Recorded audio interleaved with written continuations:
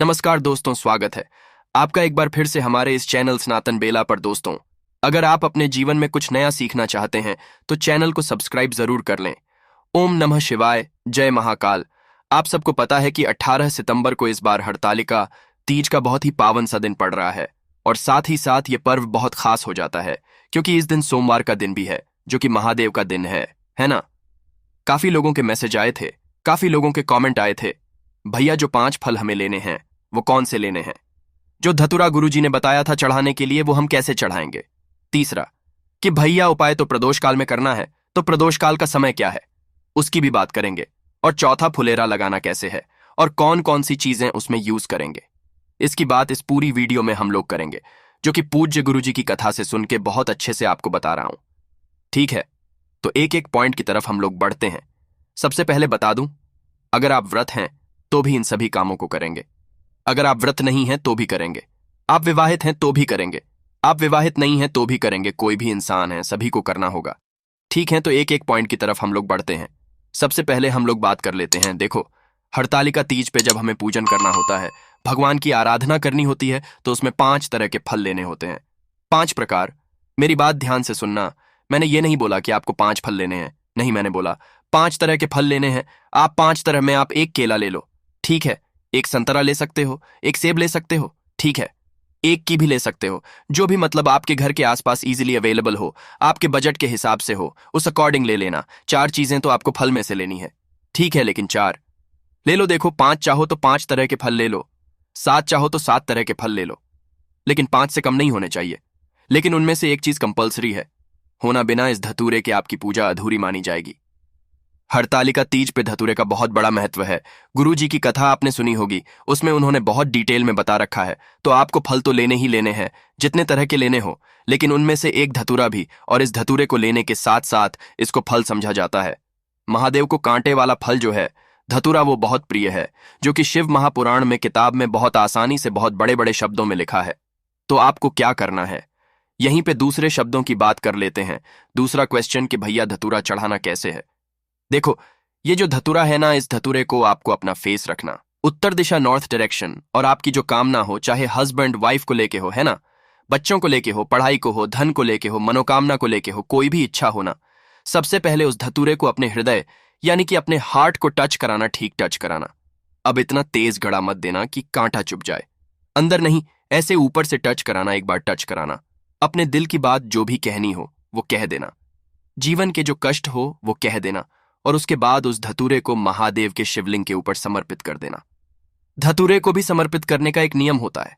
नियम क्या है कि आप कांटा महादेव को दे रहे हो, कांटे फल चढ़ा रहे हो, तो इस कामना से चढ़ाओ कि महादेव, मैं अपने जीवन के सारे कांटे आपको समर्पित कर रही हूं या फिर कर रहा हूं। आप इन कांटों को हमारे जीवन से दूर कर दे या फिर हटा दे। न अपने अकॉर्डिंग जैसे भी प्रार्थना करनी हो, प्रार्थना करना जिसकी डंडी हो जाएगी। कहां पे माता अशोक सुंदरी की तरफ, और जो कांटे वाला भाग होगा वो हो जाएगा आपकी तरफ है। ना समझ में आई बात तो धतूरा भी मैंने बता दिया कैसे चढ़ाना है, और फल कैसे लेना है ये भी बता दिया। तीसरा, जो सबसे बड़ा सवाल है, जो आज के पे हर इंसान पूछता है कि भैया प्रदोष काल का टाइम क्या है, ये तो आप बता ही नहीं रहे हो। देखो, प्रदोष काल का टाइम के लिए क्यों लोग परेशान हैं, क्योंकि हरतालिका तीज की जो पूजन की स्टार्टिंग होती है ना, वो होती है कहां से, प्रदोष काल से ही, ठीक है, इसीलिए लोग परेशान हैं। देखो, 18 तारीख को यानी कि 18 सितंबर को जो सूर्यास्त होगा वो 6:01 पे हो रहा है। यानी कि मैंने आपको वीडियो में बता रखा है कि जब सूर्यास्त का समय होता है तो सूर्यास्त के आधे पहले और सूर्यास्त के आधे घंटे बाद का जो समय होता है वो क्या होता है, प्रदोष काल में। इसका मतलब अगर 1 मिनट, इसका मतलब अगर सूर्यास्त 6:01 पे हो रहा है तो प्रदोष काल का समय कब से स्टार्ट हो जाएगा? 5:30 बजे से लेकर के 6:30 बजे के बीच में आप कोई भी उपाय करना जो प्रदोष काल में करना होगा, और हरतालिका तीज का जो भी पूजन आपको स्टार्ट करना होगा, इसके बीच में कर सकते हैं। बात आई क्या समझ में? जरूर करिएगा, प्रदोष काल में ही किया जाता है, यहीं से स्टार्टिंग की है। तो यहां पर हमने 3 चीजों की बात कर ली। एक बहुत स्पेशल चीज और है कि है भैया फुलेरा, क्योंकि हरतालिका तीज पे फुलेरा का बहुत बड़ा महत्व है। तो ये भी बात आती है कि भैया फुलेरा हमें लगाना कैसे है। देखो, यहां पर समझाने के लिए पूरी कोशिश कर रहा हूं। यहां से मैंने डाउनलोड कर रखा है, फुलेरा समझाता हूं। अब फुलेरा बनाना कैसे है आपको आ गया होगा, मैंने भी बता रखा है।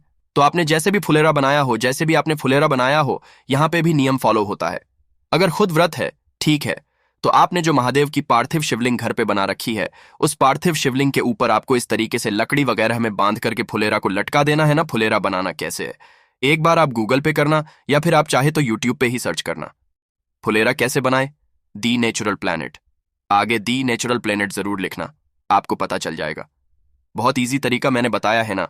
तो भगवान ऐसे करके यहाँ पे कहीं पे बांध करके और इनके फुलेरा को लटका देना।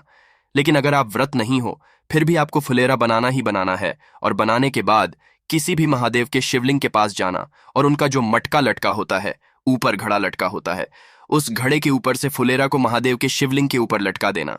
अब यहाँ पे एक बात और आती है, भैया हमारे यहाँ कुछ नहीं होता है, तो अगर कुछ नहीं होता है, कुछ नहीं करना चाहते हो, तो सिर्फ महादेव के मंदिर में चले जाना। जो फुलेरा जिसने लगा रखा होगा, सिर्फ फुलेरा का कर लेना, उससे भी आपका जीवन सफल होगा। और हरतालिका तीज का जो पर्व होगा वो आपके लिए बहुत अच्छा होगा। ठीक है, तो कोशिश की जितनी आपके डाउट थे, जितनी भी आपकी समस्याएं थीं, मैंने बहुत अच्छे से बताए। वीडियो पसंद आई हो तो लाइक करिएगा। कुछ पूछना हो नहीं समझ में आया नीचे कमेंट सेक्शन में पूछे। और जितने भी भाई बहन मेरी आवाज पहली बार सुन रहे हैं तो चैनल को सब्सक्राइब करिएगा। ओम नमः शिवाय, जय महा